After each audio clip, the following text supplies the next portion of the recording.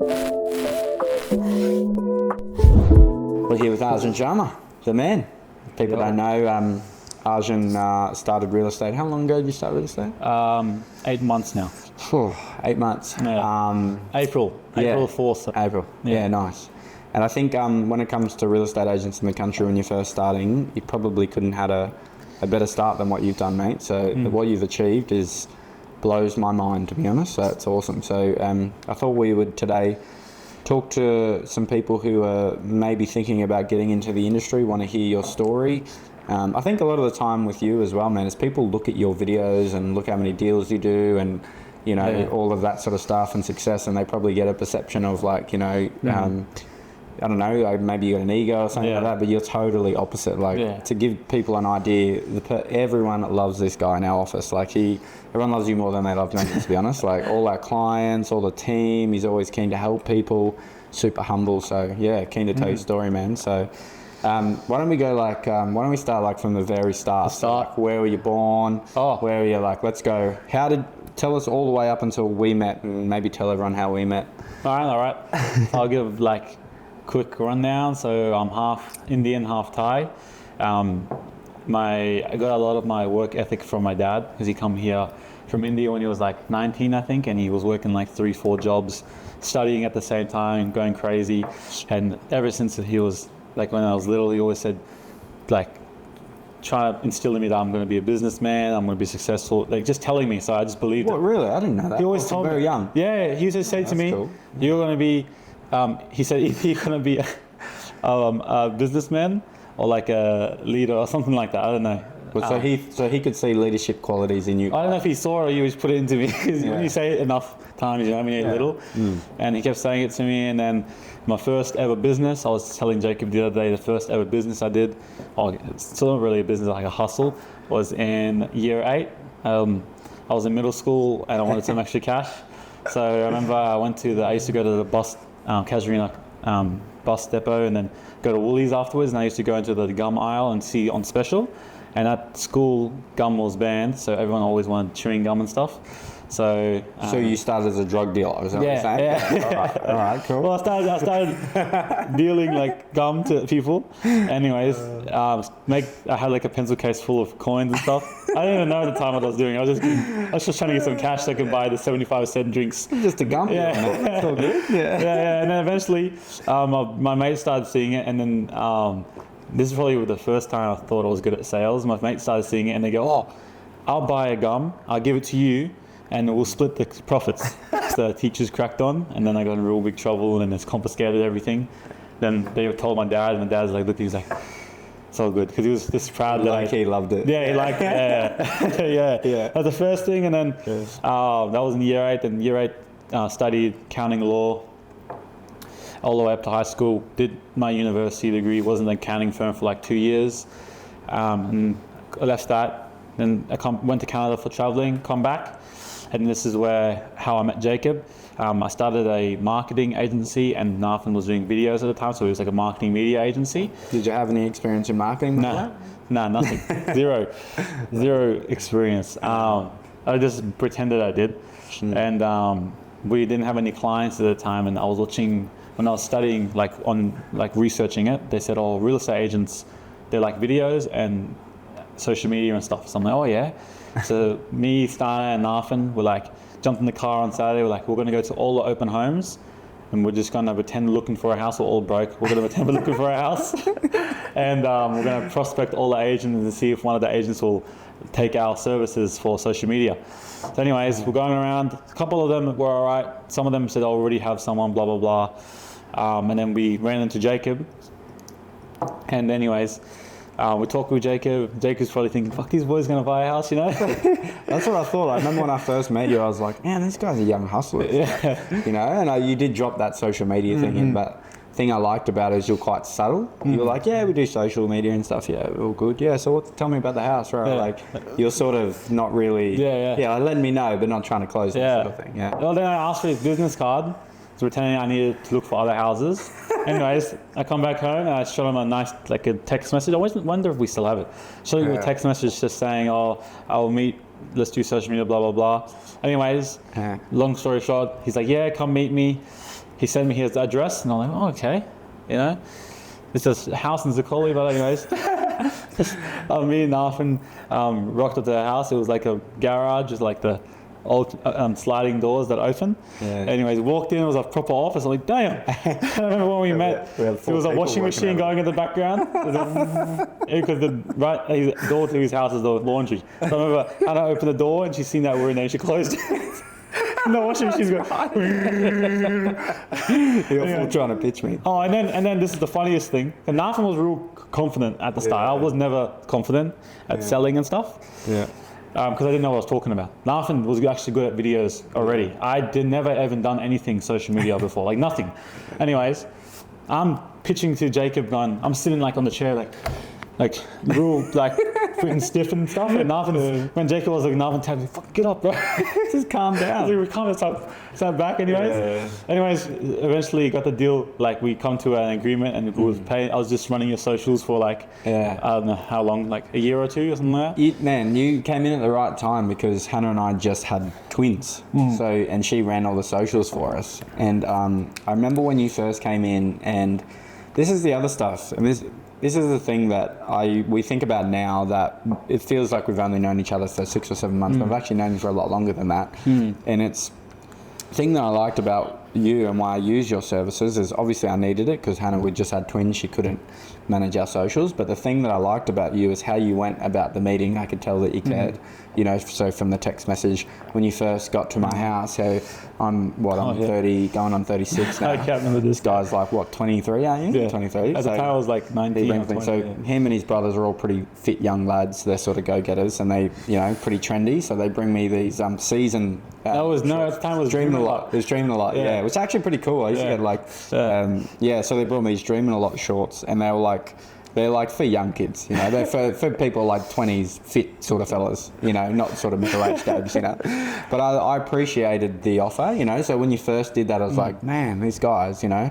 And even though you were real hectic, I liked it because I was like that. I love that you were so excited about it. Yeah. And I think the good thing, especially about you too, is like Nathan was the chill one, you were like the hectic one, you know. So, which is good. So that's how we first met. So you started. What did you do? You used to do. I used to do all your posts. 30 posts, all your copywriting, like writing the stuff, and all your posts, and I used to manage the podcast you had as well. Yeah. And the reason I think you're a good salesperson is you don't look at things and go, you know, this should take me 8 hours and then I'll knock off or whatever. You look for the most efficient way to do something. Like I really like that about you. And I remember when, because Hannah used to manage, it used to take forever, you know, no offense to Hannah, she did a great job, but she obviously is not from your generation and wasn't as tech savvy as you. So, you know, we won't go in how much you charged us or whatever, but it was a fair bit for a month. How long did it used to take you to manage my socials a week? It was like, what, 20 minutes? 20 minutes, yeah. They used to use AI for everything. Yeah. And like, for example, a podcast. Yeah. You send me a podcast, and obviously I can watch the whole thing, and you know, but I'm not going to remember everything you said. So I used to go put it in. Get the podcast. I'll tell you how I did it. So you used to send me the podcast. Here we go. I used to upload it to YouTube as a private video. I used to download a link, put it to a AI called Otto, I think it was called. And Otto used to do a transcript of the whole podcast. I copy paste the whole transcript into ChatGPT and said, write up descriptions for Spotify and write a title, engaging title. Boom, those two. Then I used to upload the YouTube video into, I forgot what it's called now. It was another AI that edited it and clipped everything for me. And I used to just post that on your social media. Yeah. And I didn't have to spend 3 hours doing it. I can only spend 10 minutes, for example. It's mental. Seriously. That is so crazy. So, yeah, I think, we got a lot of compliments from our social media because Hannah did such a great job as well. So, yeah, when you came on and sort of took it to that next level with all the editing and things, like that was so good. So, and he kept asking me, he kept saying to me, oh, you want to join real estate? Yeah, that's right. Yeah. I think the first time you asked me, we were doing a photo shoot and we're at Nightcliff. Yeah. I was like, man, you're a guy. Like, from the day I met you, I was like, man, this guy. Because the thing I liked about you and your brothers is like, I could call you at any time and you'd respond. I'd call you at like, or I'd text you at like 10 at night, I'd be like, hey man, can you check this video over, I'll do this. And be like 10 minutes later, yeah man, no worries, I'm on it now. And I'd just be like, what the hell? That's when you need to be like a real estate agent, you need to be on it, you know, like I'm ready, I'm keen, you know. And yeah, I think the first time I asked you, I don't think you understood the industry. Like, you didn't really understand the whole industry, how it works, you know, the pay, all that sort of stuff. Yeah, I thought that you just get paid like a salary from Freedom Property. Yeah. And you get paid a salary from Freedom Property, and then you just sort of you get given houses and you just distribute it to buyers or whatever. You know, I didn't know anything about real estate. Yeah. So when you made me doing marketing, were you still doing accounting, or were you working for the government then? No, I was still doing. No, I was in the government. You were in the government job. Yeah, but I was going so hard on the marketing. Yeah. Like I was cold calling so many people all around Australia. I used to cold call. I used to try to focus on real estate agents and what's it called, like physiotherapists, like not like med spa physiotherapists sort of things. Yeah. And I used to call every single one, and they used to reject me every time. Every time. Yeah. And then I remember I got one gig. One of the gigs I got was this real estate agency in Adelaide. It was like a commercial one. It was different to you. This is after.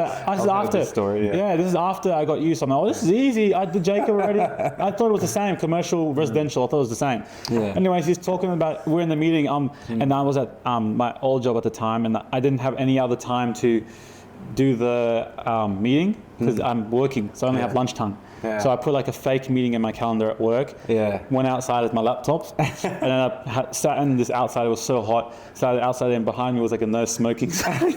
I put the blur on. Did you do the? I put the blur on, so it's like we can still see the red ring there. Like, the blur on. Anyway, they're talking with me. This old guy had him. Like I got inside, he loved me, right? This other young fella didn't like me. I could just tell. He knew, he could see through the bullshit I was saying, pretty much.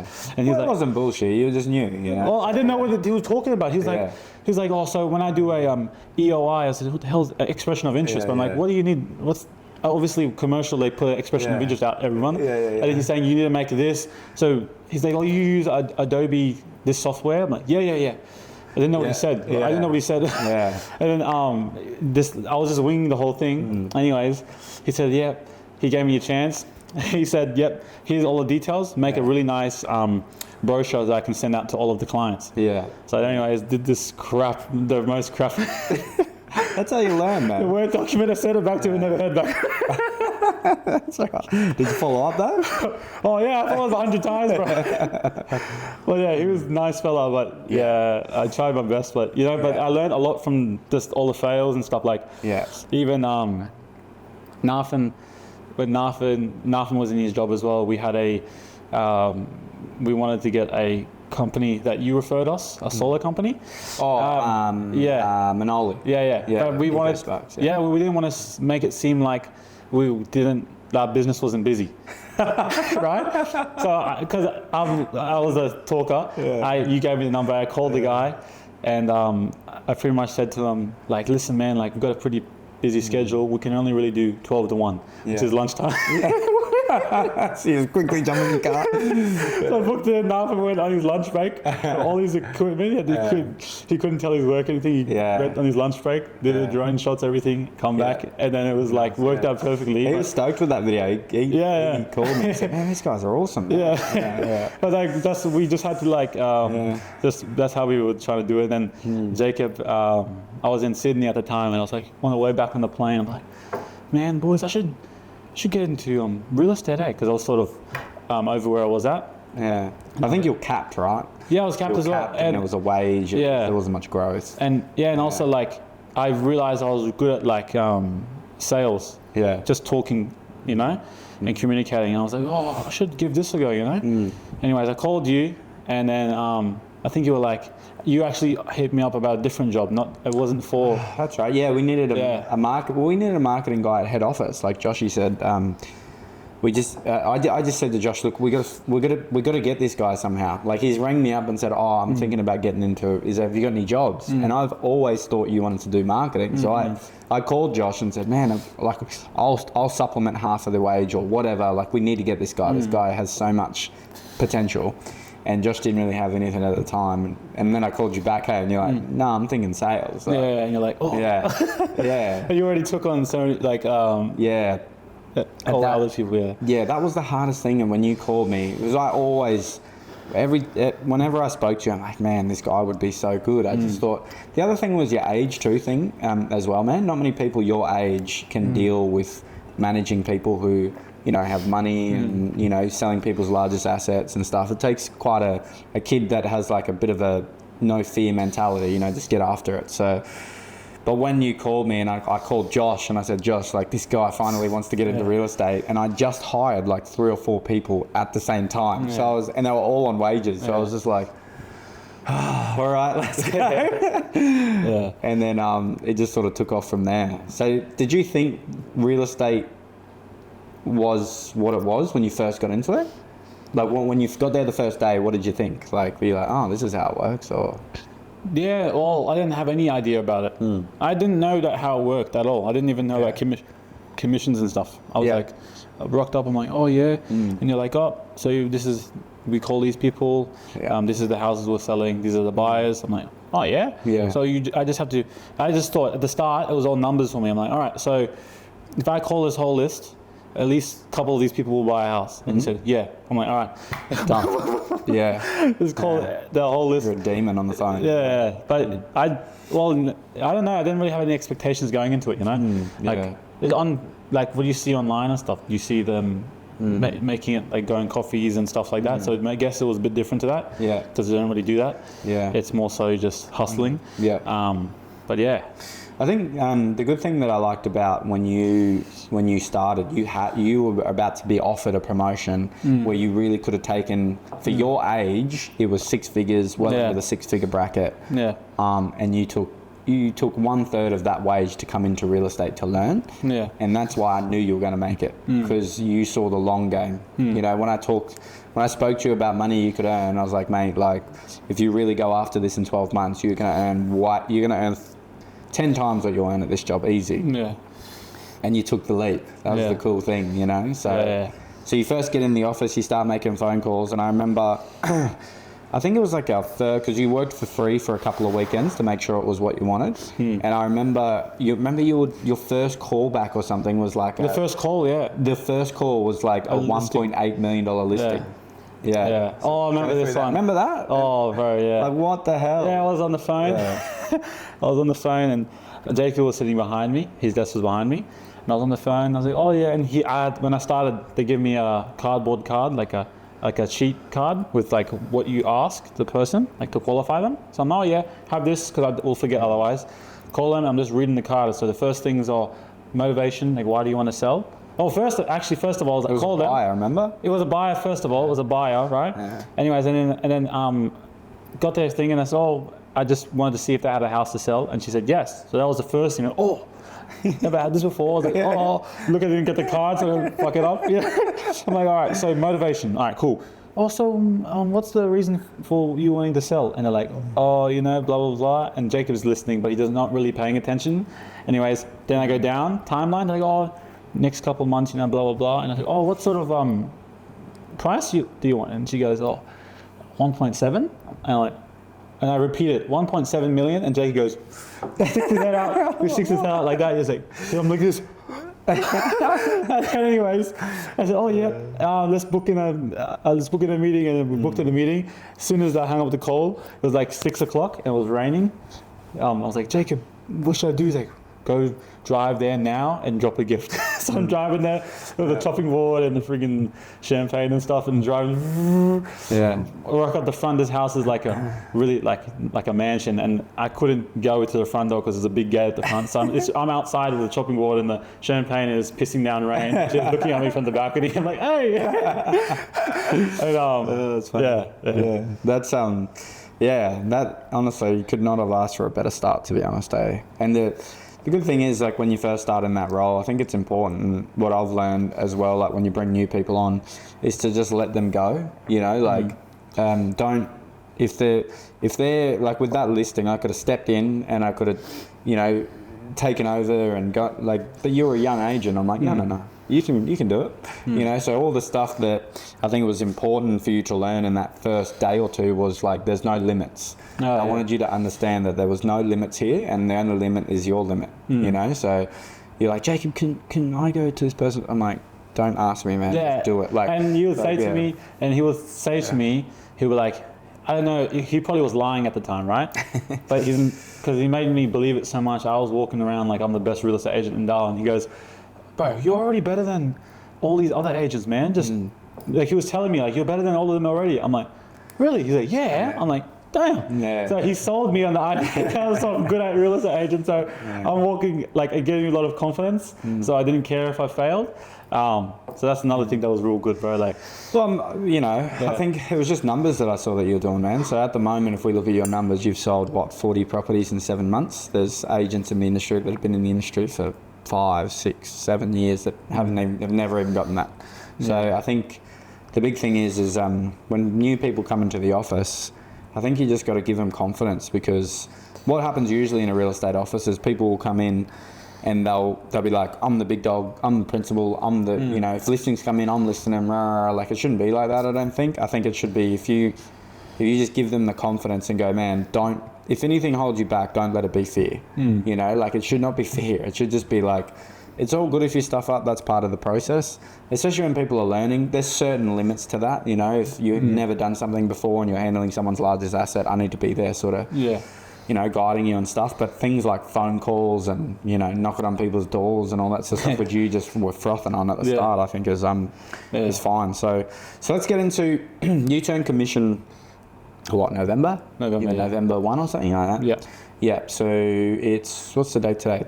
December 20th or something? 20th, yeah. Yeah, so let's go into your numbers, man, which your numbers are nuts.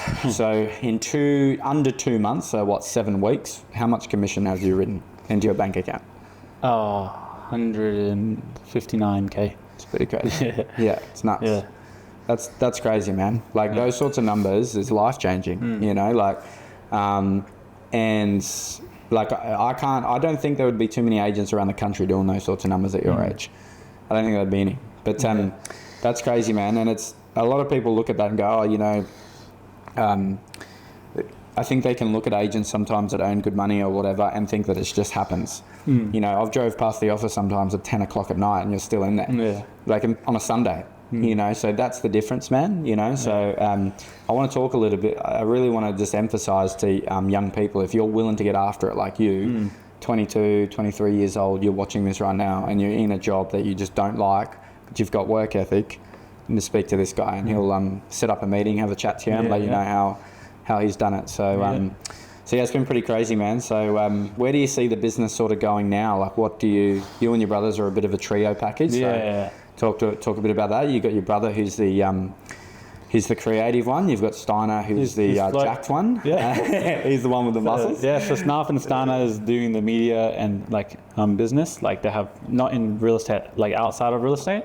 So they work with like festivals, corporate, like everything really. And the good thing about that is if you're dealing with only media businesses that only do real estate videos, it becomes very bland and the same over time. But because they're shooting dynamic stuff and different stuff every single time, you're pulling ideas from different industries that you can put into real estate. So all of the crazy stuff that you see in the videos, he learned that from doing festivals. Like for example, he started doing 3D first thing, I think it was like burritos for a UK brand, burritos falling out of the sky, and he started being, oh, I can put kangaroos in the video, you know? You know what I mean? So like, that's why it's good to sort of pull different ideas from different industries, because the whole point of marketing is to stay fresh. And I feel like real estate marketing hasn't changed for a very long time. Every other industry is changing all the time. And if you're working in the other industries, you're getting the newest trends every single month, day, week, and you can pull them into real estate, and it sort of helps you stand out. So that's how I see it. Yeah. So yeah, you three boys are absolutely killing it together, and you're such humble guys as well. Like a lot of people would, on the outside looking in, you guys are obviously, you're killing it. So, you know, but speaking to all you lads, you just, you know, where most people are out drinking and getting loose and stuff, you guys are up at 2 a.m. working, like you love it, you know, which is awesome. You know, the thing about marketing as well is like, you know, our videos are getting a bit crazy, but I hope they get crazier, to be honest. So like we cop a bit of flack here and there, but you know, numbers don't lie. But the big thing I like about our marketing at the moment is as soon as we started switching the video up from those normal landscape videos that you see on realestate.com that says, welcome to this exquisite masterpiece built by Trendella Mediterranean builders from the 70s, like, or whatever, and like you're just like, oh my god, just like, whereas like we started doing long form video, reels, targeting people on social media, and our engagement is like times 10 at the moment. It is like next level. And the big thing that I've learned from you, which has been awesome, it's about the eyeballs. You know, it's not so much about the thoughts of the community. It's about getting in front of eyeballs, especially for our clients. You know, because that's what we offer. Okay, so we're going to get in front of more eyeballs than anybody else right now because of the marketing.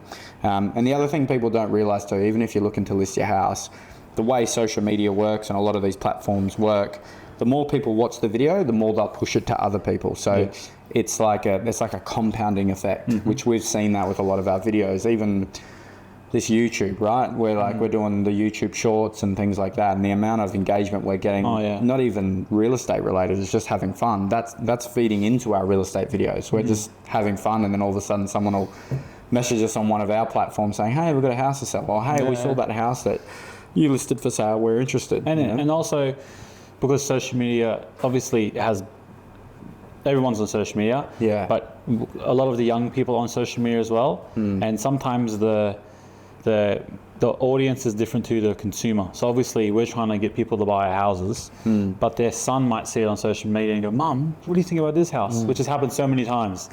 So it's like you're targeting an audience that will sort of relate it in like directly to the person you're trying to reach. So you might have a grandma who doesn't use social media, and then their son goes, oh, you're looking for a house, right, Graham? Look at this one. What do you think about this one? She goes, oh, yeah, that's pretty good. Boom, you know?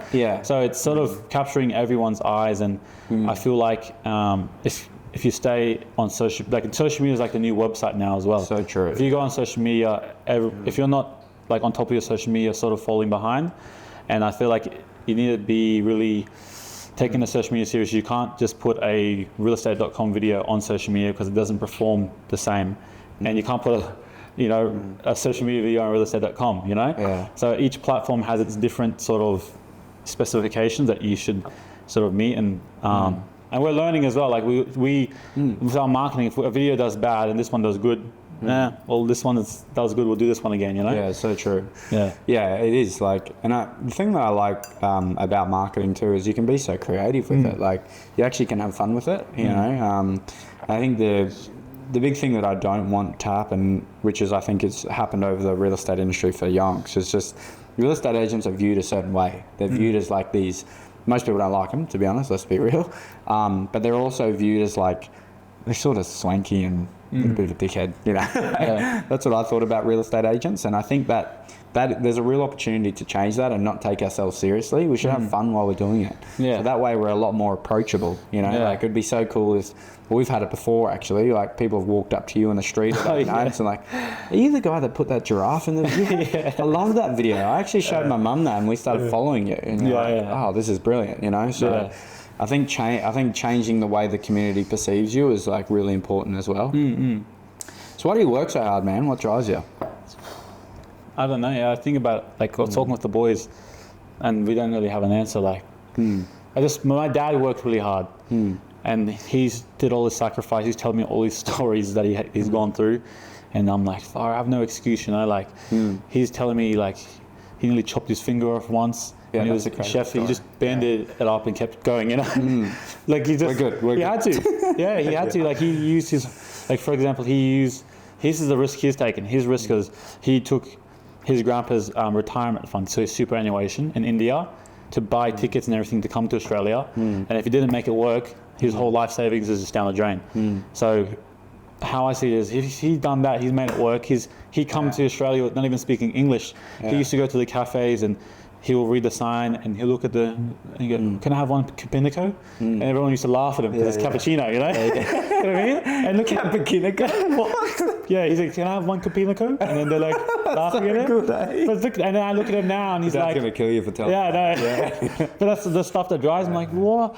He's done this. I have no excuse. And your dad's the man now too. So he's so killed it in his career. Yeah, like if anything, I want to be able to like give my dad and my parents everything they want because they've give us not just the resources, but also he instilled us the right values and everything. So I have no excuse, and that's how I see it. That's why I work hard. Yeah, there's no real.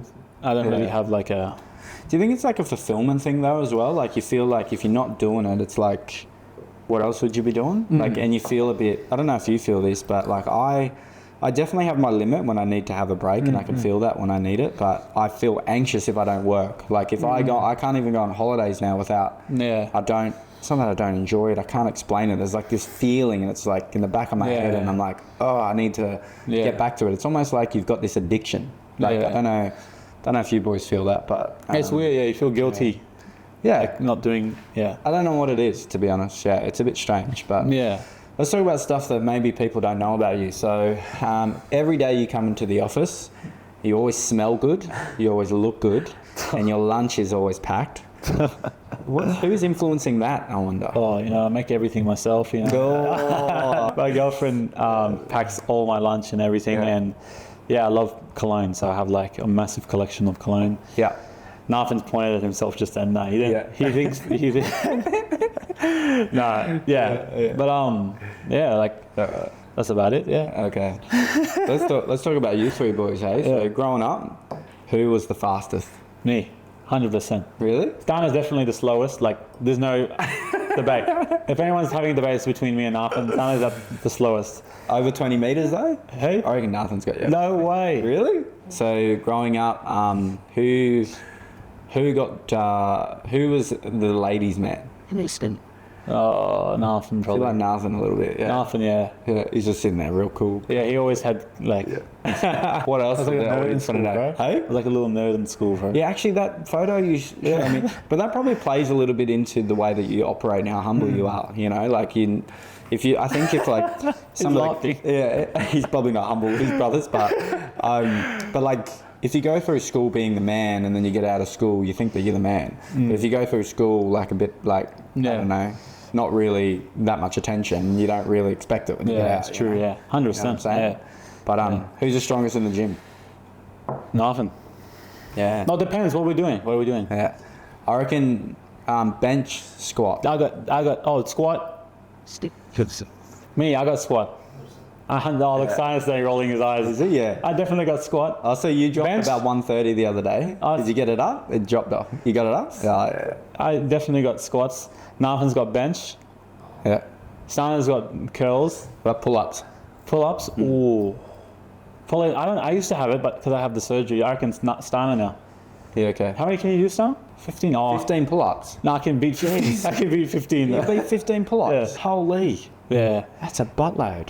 But Nathan's got the bench. Far out. Nathan can bench pretty heavy. But we did have a push-up competition the other day, and Stana won. Really? Yeah. I can't imagine the competitions that go between you three. Yeah. You're not competitive at all? So I'll tell you one thing. The person who wakes up first is probably Steiner every morning. Always up first. But he never used to be like that.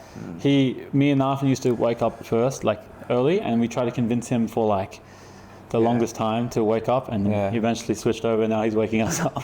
I see you guys like a rap group, you know what I mean? Like, I sort of like Nathan's like I'd say he's like the creative one that's like maybe writing all the raps, you know? Like he's the one that comes up with all the ideas. Grills and Stuff like that, yeah. You're the straighty 181, you're the one that like keeps everyone together. Like if something gets hectic, you're like, nah boys, let's do that. And Steiner's the one, the killer with the ladies. He's maybe like I don't know, like he comes in every now and again on a feature, but you don't hear him much. But he's the one that everyone's like, oh, I love that rapper. So, you know, I feel like that's the way I see you guys, like a rap group, you know? 100%. Am I on? Am I on? A little bit. Oh yeah, yeah. I reckon, bro. Yeah. Old Tupac over there. It's like, yeah. A bit about the future and where we see everything going. Like you, being an agent, obviously the boys, everything they're doing with the media and all the things you're doing. Where do you sort of, have you got some goals planned out for the next sort of 2, 3, 4 years, something like that? Not really, man. I don't have goals. Like I do have goals, but not like. I just try to focus on now, you know. Yeah, just hustling. Like the main thing is like, you can set a goal like, I want to do this, for example. Like let's say you want to have a 6-pack in like 12 months, for example. You can set a goal. Look like Steiner. Yeah, look like Steiner, for example. But the main thing is if you just focus on the daily things, you'll get the 6-pack anyways, you know. I agree. Yeah. So I just put in this main thing is I just try to do my best every day. Yeah. Some days you have breaks and stuff, but try to do your best every day. When you say you're going to do your best, do your best. And I feel like you can achieve anything. Like. Yeah, pretty much. So what advice would you give to an agent getting into the industry? Like obviously he's come in and killed it. There's a lot of young agents in our office killing it actually. But what advice would you say to someone first getting in? What would you tell them to do? That sort of stuff. I reckon when you first get in, you gotta just drop your ego at the door, and you just gotta shut your mouth and listen. Yeah. So he used to tell me everything. He told me everything. He tells me, "Oh, say this, say that." Yeah, okay. I say it. It worked. And all right, cool. You know what I mean? So I reckon you just listen at the start. Yeah. And just always, because you might think you know it, but you don't know it. So someone else will know it way more. Like he's done it like 100 times, and so listen to other more experienced agents, and pretty much you just got to outwork everyone at the start. You haven't got any profile, you haven't got any experience. You have to have your point of difference, and you can be different. Like for example, my point of difference at the start was the marketing, but also when I go to listing presentations, and I'm up against more experienced agents, with 10, 20 years experience on me, they will hit you with these objections saying, "Why should I pick you? He sold for 50, 60 houses this year. You've sold none, and you just have to be confident and believe in yourself, and you need to use your weaknesses as strengths. So you say, "Oh, he sold 60, I haven't sold any." Yeah, exactly. You're going to be my only listing. I'm going to focus all my energy on your listing. I can't afford to fuck this up. That's why you choose me. Yeah. He has 60 listings. Is he going to be doing your open home, or is he going to send his assistant? You just have to. Don't want to go up against this guy. Yeah. You got to be jig it in their head, saying your weakness is actually a strength. Yeah. Instead of going, "Oh yeah, you're right," folding. Yeah. Because then you're not going to get the listing. At least if you go this way, you might not get it, but at least you tried. You walk out there, I freaking tried. You know what I mean? Yeah. So I reckon you just got to be aggressive. You got to be urgent. Everything urgent. I remember one of the first ones I got was I was at this house. I sold it for 30, 40 grand above what they're wanting, and I didn't want to tell this guy. I didn't want to tell this guy yet because I knew they told me they need to sell their house. They need to sell their house as well, and they're in rural, and I didn't even know anything about rural. So, anyways, this is the things that I mean. So I was going against 2 other agents, very high up agents. And I called Stein. I said, "Oh, yep." I was at the house. Yep. You want to put an offer? Bang, bang. And I said to them, let me come to your house now. Yeah. Oh, yeah, I'll come now. And it was a 30-minute drive at Herbert. Anyways, I said, I called Steiner, get the camera ready, get everything. He was about to go gym. I said, get everything ready. Let's go. Bring the drone. So anyways, pick Steiner up on the way. We're driving there. Steiner, I was talking in the car. Steiner, make sure as soon as you get there, put the drone in the air and start shooting the house. Pretend we got the listing already. So this is at the listing presentation, you brought your video guy. Yeah, he shot the drone up straight away. Yeah. So Steiner come in, and I said, if we do it, they're just gonna think, "Oh yeah, they already got the listing, they're gonna sign." So you got to be aggressive. Steiner shot it up. Steiner's talking with one of the sellers, talking about the drone. I'm like, yes, it's working perfectly. And then anyways, it was a big 5-acre block. So I knew I got the listing as soon as the guy said, "Oh, jump on a buggy, I'll take you for a spin around." I'm like, "Oh yeah, this is so cool." I'm driving around anyways, sitting at the dining table, one seller here. I was explaining the whole thing, signed them up, and then I didn't tell Jacob any of this because I wanted to impress him. Yeah. So I FaceTimed him. I FaceTimed him and I was like, full of the offer form. He's like, whoa, what? Yeah. And then full up the listing, and you're like, oh, what? Yeah, I remember that. So I reckon, yeah, if you're new, you just gotta be real hungry, energetic, be unique, have your point of difference, because some will like it, some won't like it, but at least, you just gotta be different, I reckon. Yeah. I think the biggest thing, man, like if you're in a listing presentation with you, is energy, and also you're quite authentic is probably the best word for it. So I don't feel like you're being anyone else but you. You're not trying to be my listing presentation. You're doing Arjun's listing presentation. You know, so I think that's a big thing. You know, when people, they've signed with you when you've had no experience and you've been, you know, the best agent in the territory in your first month or whatever. I think the big thing to know about that is because they just listed with you because you created a feeling for them. They felt safe when they were with you, because they and they also wanted to be part of it. Like when people list with you, the biggest thing that we hear from all the clients is that it's fun.